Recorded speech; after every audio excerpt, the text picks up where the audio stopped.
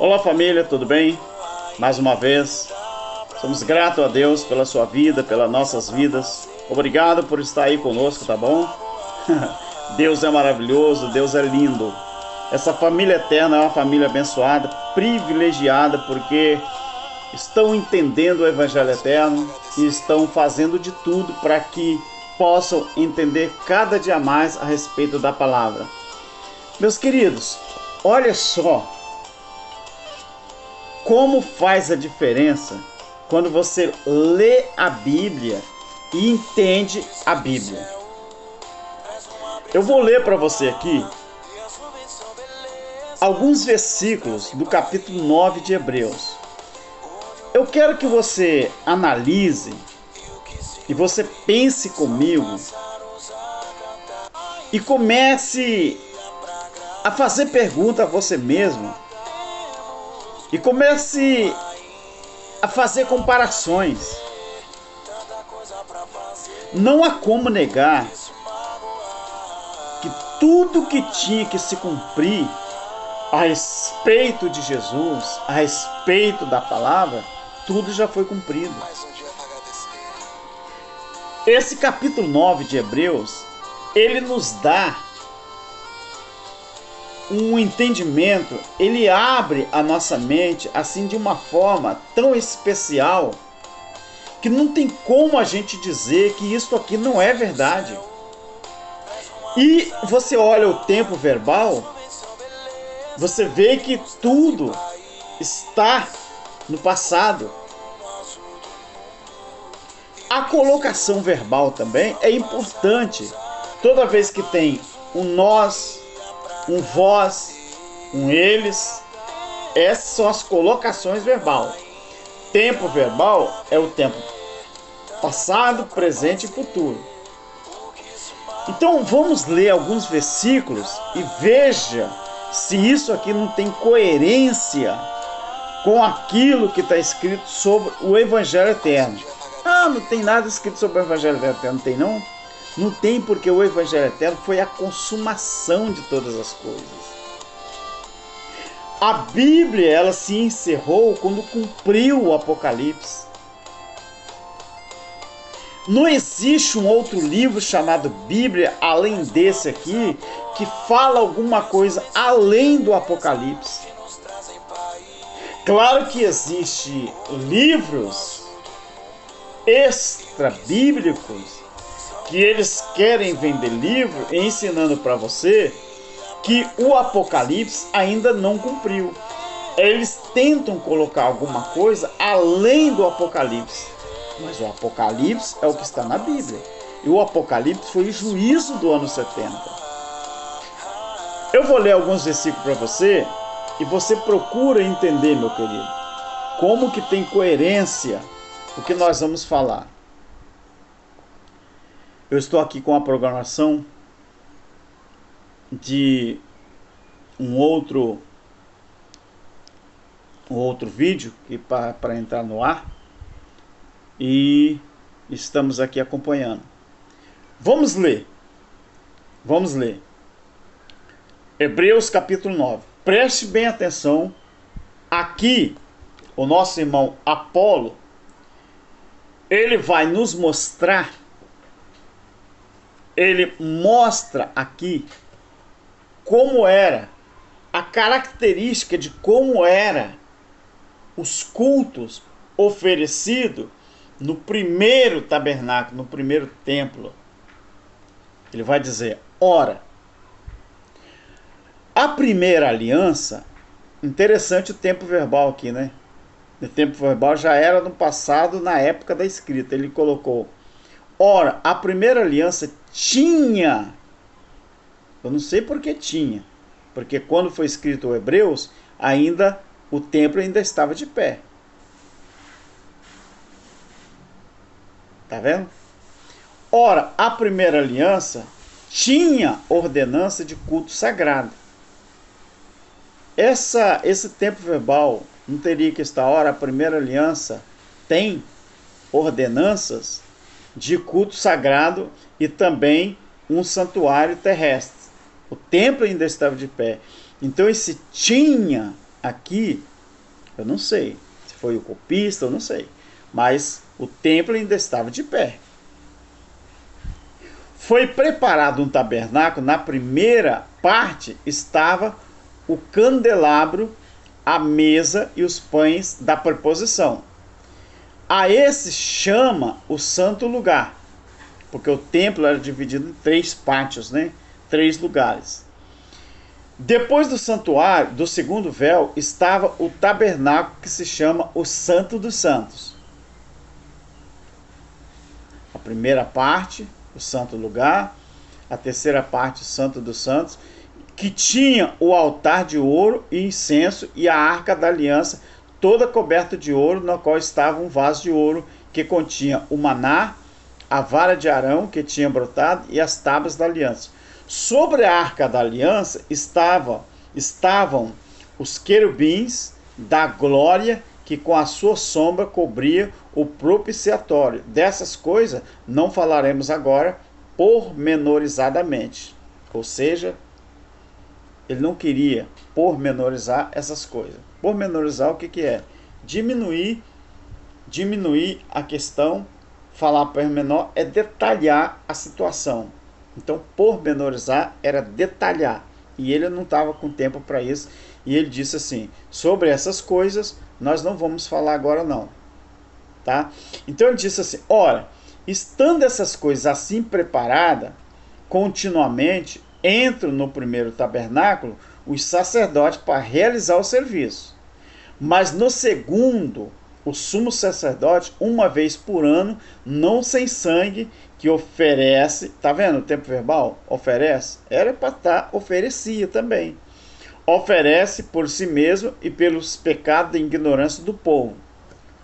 O Espírito Santo, olha que lindo, o Espírito Santo estava dando a entender com isso que o caminho do Santo dos Santos ainda não estava descoberto. Por quê? Entre o primeiro tabernáculo e o segundo havia o quê? Um véu. E esse véu, ele tinha 10 centímetros de espessura. Essa cortina chamada véu, ela separava o lugar santo do lugar santo dos santos, aonde estava a arca da aliança. Para você entender, queridos, o Espírito Santo estava dando a entender com isso que o caminho do Santo dos Santos ainda não estava descoberto, enquanto continuava em pé o primeiro tabernáculo. Preste atenção. Esta era uma parábola para o tempo presente, ou seja, ele estava mostrando uma parábola. O que era parábola?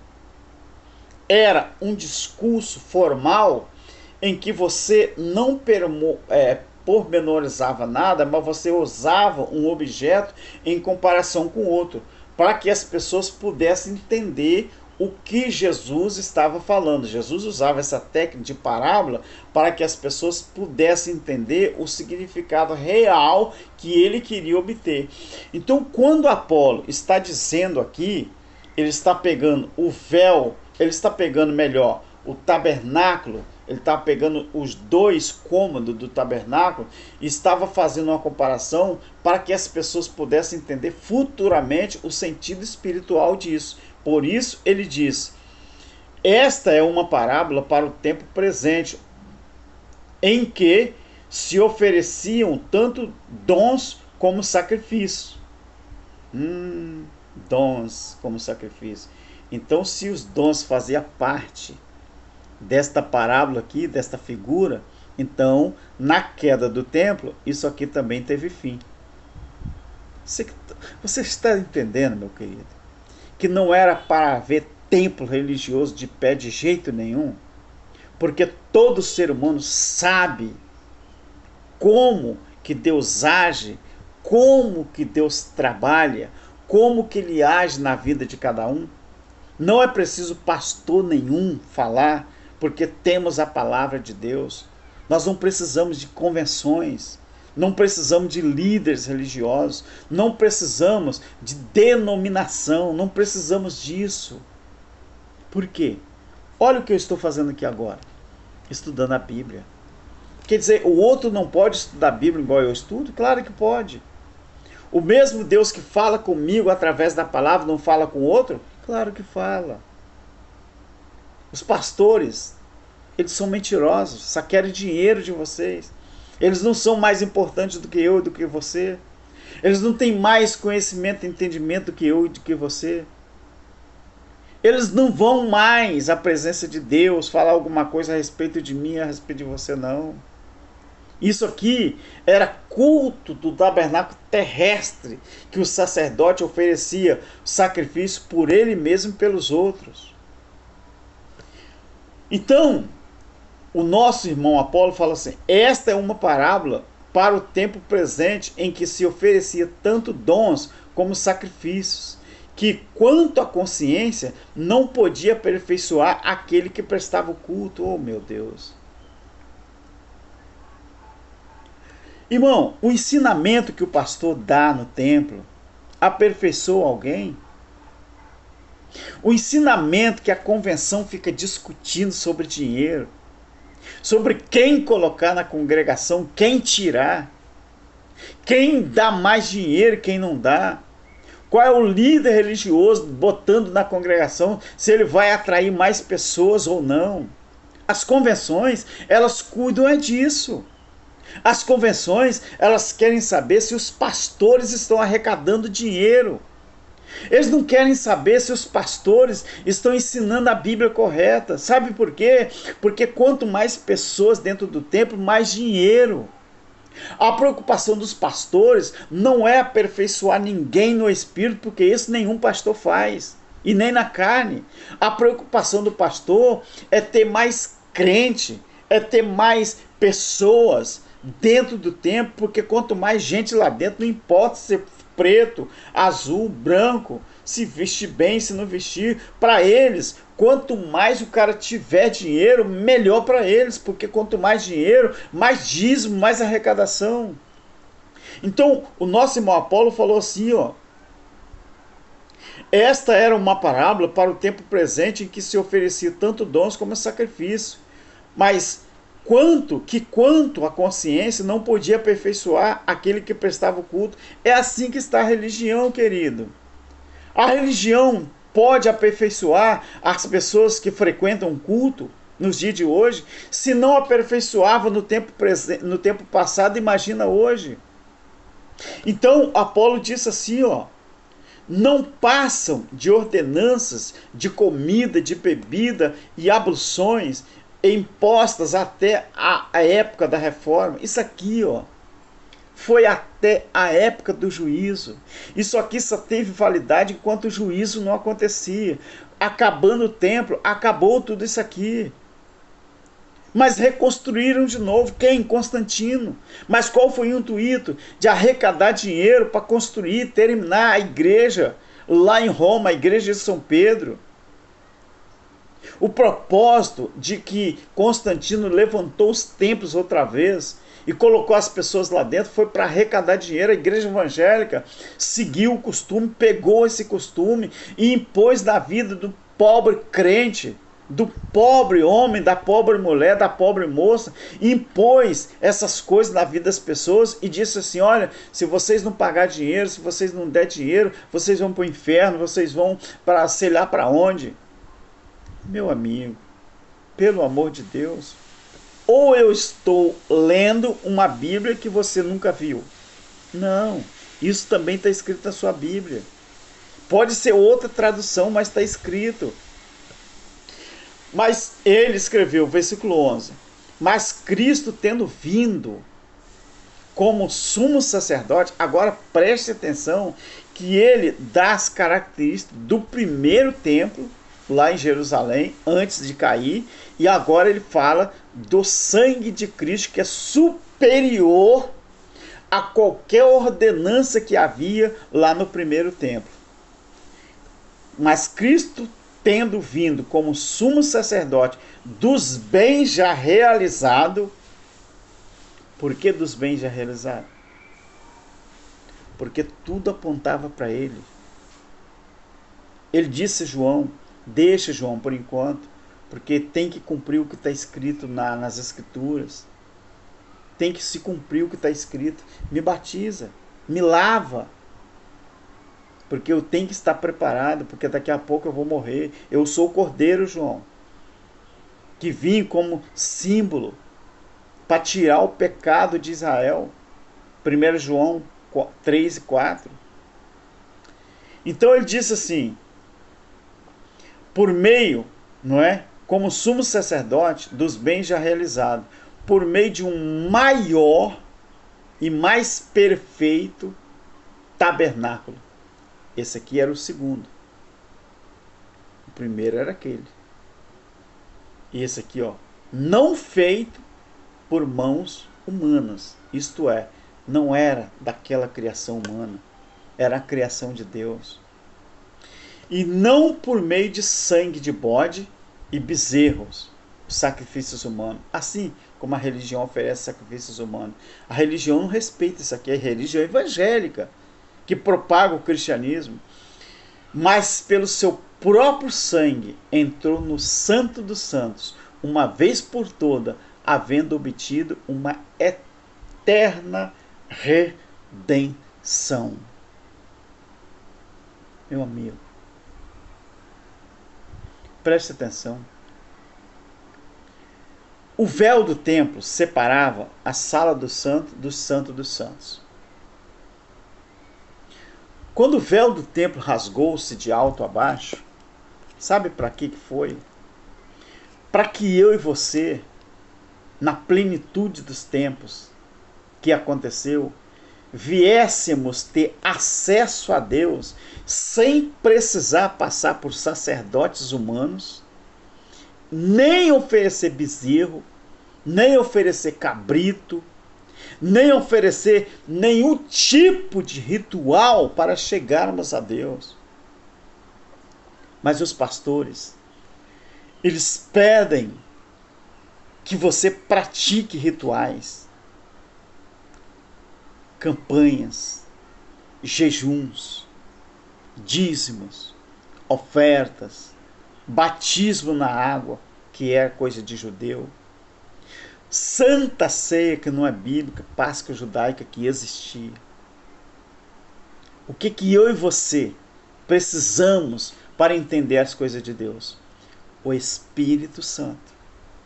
Mas o Espírito Santo na minha e na sua vida não é para falar labachúria, cabiasneias, não é para falar ripa lá para trás, não é para falar a língua hebraica.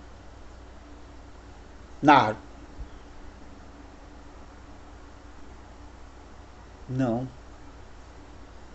Eu ia falar um hebraico aqui, só que eu fiquei com medo de errar. Mas é muito fácil de falar essa, né? Os judeus falavam lá quando Jesus entrou na verdade, eles disseram assim, bendito aquele que vem em nome do Senhor. Essa é fácil, que bendito é Baruch, né? Eles falaram Baruch Rabav Nisei Mi Adonai, ou seja, Baruch Rabav Nisei Mi Adonai, bendito aquele que vem em nome do Senhor. E a linguagem dos judeus, né? Que fala que quando eles têm prazer em dizer que moram em Jerusalém, Anigará e Yerushalayim, ou seja, eu moro em Jerusalém, Jerusalém está dentro de mim, Salmo 137.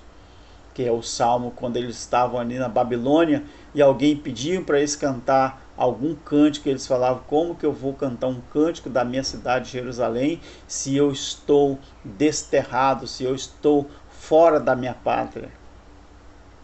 Queridos, o véu do templo rasgou-se de cima a baixo, porque estava dando a entender com isso que o caminho perfeito já estava aberto e não havia necessidade mais de você colocar alguma coisa entre você e Deus. Você não precisa de sacerdote humano, meu querido, é mentira. Você não precisa frequentar um templo e ser religioso. Você não precisa pagar dinheiro ao pastor, isso é mentira. Você tem acesso direto a Deus, sabe por quê? Porque Ele vive dentro de você. A sua essência está dentro de você. E o que é a essência de Deus dentro de você? é o Espírito Santo, é o Espírito do Senhor, é o Espírito de Deus. Aprenda isso. Aí no versículo 13 do capítulo 9, ele continua: se a aspersão do sangue de bode e de touro, sacrifícios humanos, e das cinzas de uma novilha santificava os contaminados, quanto à purificação da carne. É isso que você tem que entender, meu querido. Isso aqui era feito para carne. Os judeus achavam que podiam ser aperfeiçoados na carne, mas não era isso que Deus queria. Deus nunca quis que carne humana fosse aperfeiçoada. Agora, quanto mais o sangue de Cristo, que pelo Espírito eterno, tá vendo o que está dentro de mim, de você? Cara pálida, como diz o nosso irmão Cláudio Mendes. Tá vendo o que está dentro de nós, do Evangelho Eterno, cara pálida? É o Espírito eterno. Se ofereceu a si mesmo, imaculado a Deus, purificará a nossa consciência das obras mortas, obras da carne, meu querido, para servirmos ao Deus vivo. É por isso ele não é mais, ele foi o mediador de uma nova aliança, para que, intervindo a morte para a remissão dos pecados que havia em cima da primeira aliança, os chamados recebam ou receberam a promessa da herança eterna. Aí tem gente que é contra o Evangelho Eterno. Então tem que ser contra isso aqui também, ó. Quem é contra o Evangelho Eterno tem que ser contra isso aqui, ó. Tem que ser contra a herança eterna e tem que ser contra isso aqui, ó. O Espírito eterno. Tá vendo? Herança eterna e Espírito eterno. Então por que eles não são contra isso aqui? Evangelho eterno é a mesma coisa. O Evangelho eterno é Deus em nós. O Evangelho eterno é o Espírito eterno. O Evangelho eterno é o que? A herança eterna. Onde há testamento, seria necessário que intervenha a morte do testador. O seu testador morreu, o meu morreu, mas o meu ressuscitou. Então era necessário que houvesse então o quê? A morte do testador. Por quê? Porque um testamento só é confirmado onde houve morte. Ou terá ele algum valor enquanto o testador vive? Eu sei que o meu testador morreu, mas ele ressuscitou. Queridos, você foi enganado. Eu poderia continuar lendo, mas eu vou ler o versículo 23 e 24. Era necessário, portanto, que as figuras das coisas que estavam no céu se purificassem com tais sacrifícios, mas as próprias coisas celestiais com sacrifício superior a este, que era a morte de Cristo na cruz do Calvário. Porque Cristo não entrou em santuário feito por mãos humanas, que era a figura do verdadeiro, porém, no mesmo céu, para comparecer agora por nós perante a face de Deus. E ele já fez isso. E você voltou aos rudimentos dos homens, porque você foi enganado e não quer dar ouvido ao Evangelho Eterno. Irmão Cláudio Mendes, um abraço. Nossos inscritos, um abraço. Fique na paz. Estude a Bíblia, na visão do Evangelho Eterno. Nós estamos aqui para esclarecer qualquer dúvida que você tiver, mas não se esqueça, não meça a sua régua com a nossa. Examine a Bíblia. Se tiver coerência, tudo bem. Se não tiver, nada feito. Tá bom? Deus o abençoe. Amém.